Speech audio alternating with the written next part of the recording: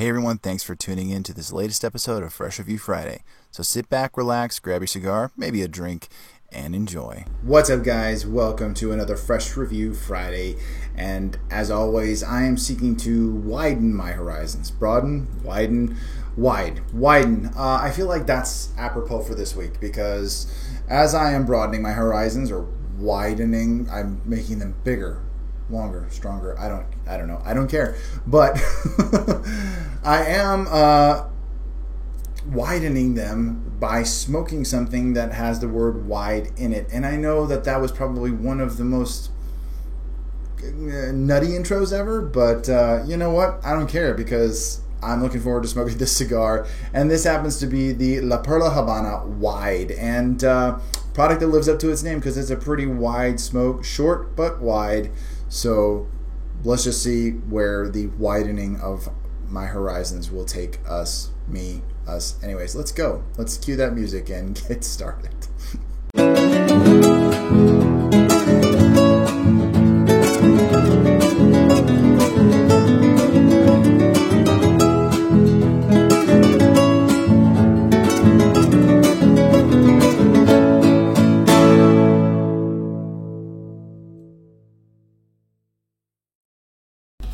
What's up guys, you are watching Dad Smoking Cigars presented to you by StogieLives.com and of course Casa Cuevas Cigars. From our casa to yours. Thank you so much for joining me for another Fresh Review. It's the first review I've done in a couple weeks, and once again I decided to dive into my humidor and pull out some randoms, and I had no idea what I was going to smoke up until just like a few moments ago. I really didn't have a clue as to what I was going to be pulling out of my humidor.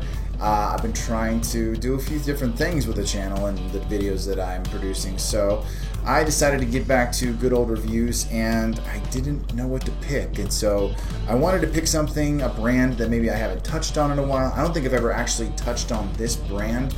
I've smoked La Perla Habana before, but I've never actually reviewed La Perla Habana, and this was one of a number of cigars that was gifted to me by my dad, and yeah, it just the big old band that covers more than 2/3 of the cigar is one that just kind of jumped out at me, and I've been kind of wanting to smoke it for a while but decided to save it, and thought today was just as good an opportunity as any. And this is definitely going to be an interesting smoke because it is a mix of 3 countries in regards to their fillers and what they're and what's blended in the cigar. It is a mix of Honduran. Hold on. Leaning to the side here to check my information. Mix of Honduran, Nicaraguan, my favorite, Costa Rican tobacco. It has a Honduran binder and it is wrapped in a Pennsylvania broadleaf. So something tells me that there's going to be some interesting nuances in this cigar. Then again, I don't know. I've never tried it, haven't read up much of the different flavors you'll get. I didn't even read much more than what was in the cigar because that's all I wanted to know. I wanted to be surprised. So yeah, this is going to be quite a mix. And so I'm going to go ahead and just very easily slide off that sheath of a band right there. So we are going completely, naked with the cigar.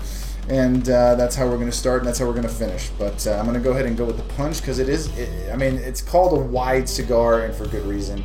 I'm going to go with the big punch so I can get a nice, good draw with it, and hopefully I don't pooch the cap too much.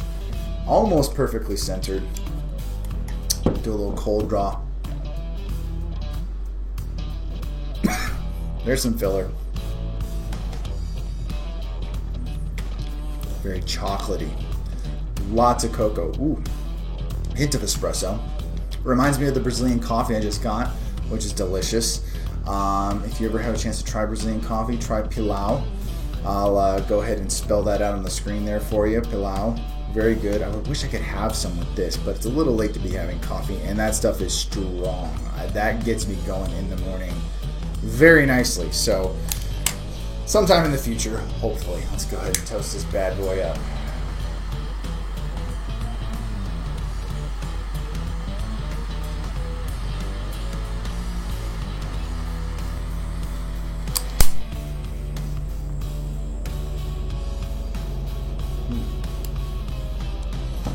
Very bready right from those first puffs, but It's nice. Very, very nice. I like.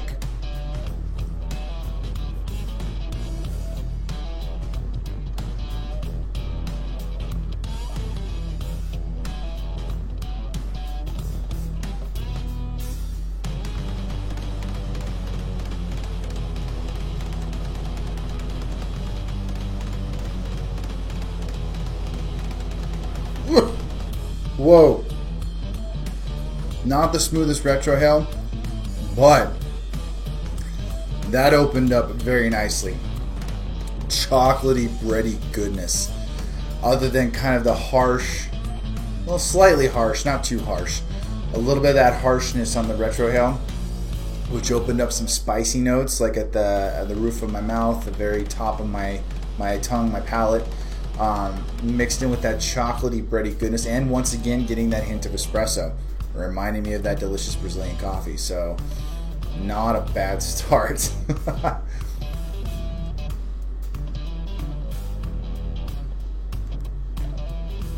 As you can see, the smoke output's not bad either. So, very nice. I likes. So, we've just gotten started, so I'm gonna go ahead and smoke it down a bit and get things going and see where it goes from there. So I'll let you guys know in the next segment how it went. So stick around and pull up a chair and cigar to drink or whatever you feel like doing. So see you in a sec.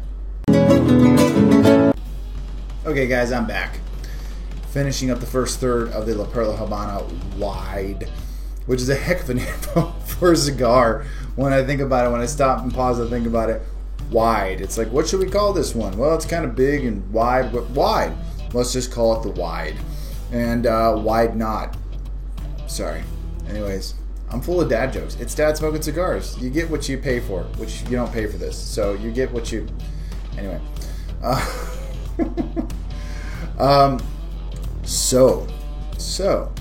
So far I am getting a lot of cocoa and espresso with some of that subtle spice. It's definitely a baking spice as opposed to savory spice. I don't feel like it's peppery, but it has a bit of bite to it. I would say something closer to cinnamon. It's like nutmeg. I usually detect nutmeg. Maybe something slightly savory, like close to oregano. I don't know. Maybe that's just me pulling something out of the air that's not really there. But it's something that I feel like might be there. But it's just something different. It's something a little spicy. It's a nice blend of flavors. They marry nicely together. They blend well. It's smooth and it's got a lot of synergy. It's cohesive. It's not something that I feel like is all over the place. But it's very smooth and I like it. It's got a good consistency to it. Construction's really good. Burn's really good. I haven't had to correct it once. I can't even remember if I've had to relight. I think I had to like give it a little bit of a toast because it was starting to lose its burn.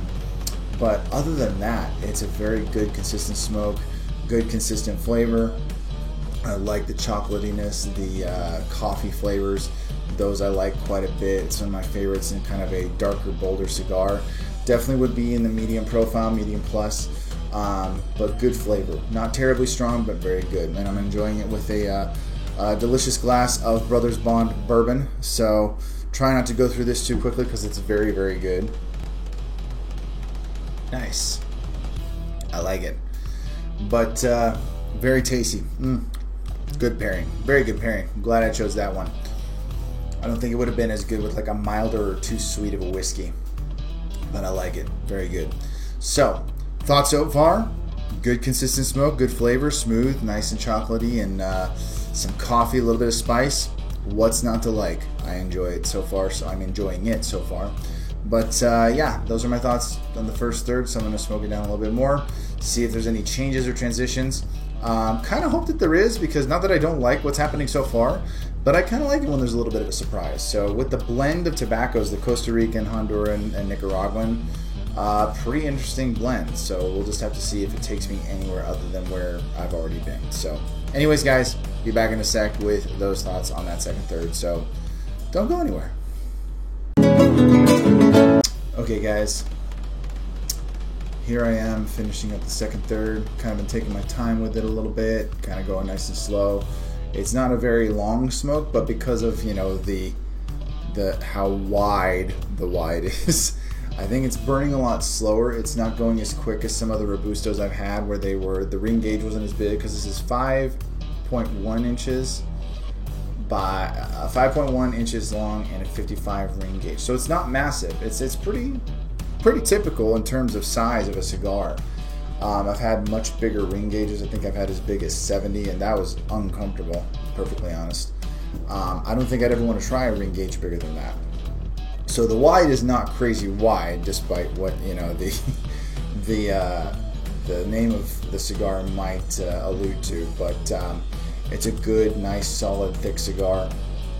And as far as the flavor goes, it's still maintaining the chocolatey breadiness that is, you know, I've been getting so far.